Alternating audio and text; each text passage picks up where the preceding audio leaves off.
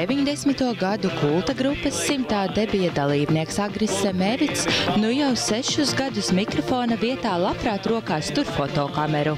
Un līdz šim veiksmīgākais fotogrāfa karjeras gads solās būt 2015. Jo mēnešiem līdzi Agris varēs sekot pats sevis veidotajā kalendārā.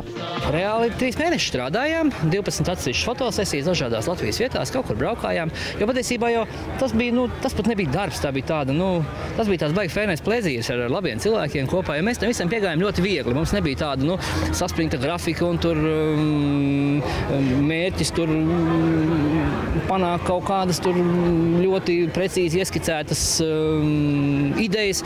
Patiesībā mēs braucām, mēs ļoti daudz eksperimentējām uz vietas. Kalendārs tapis šobrīd ASV tik populārajā pin-up stilā, un pašas modeles ir viena restorāna darbinieces bez iepriekšējas pieredzes pozēšanai fotokameras priekšā.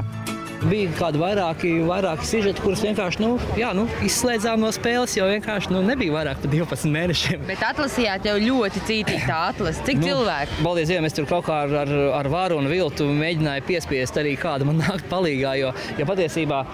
Atbildība ir liela. Jo patiesībā tā meitenē ar sniegpārsliņu bija kādas 600 bildes sabildētas, ja? Un pie kam vēl sižeta līnija pilnīgi viena, ja? Šobrīd aplūkojot tikko kā izgatavotās fotogrāfijas, Agris pauž apmierinātību ar savu pirmo kalendāru.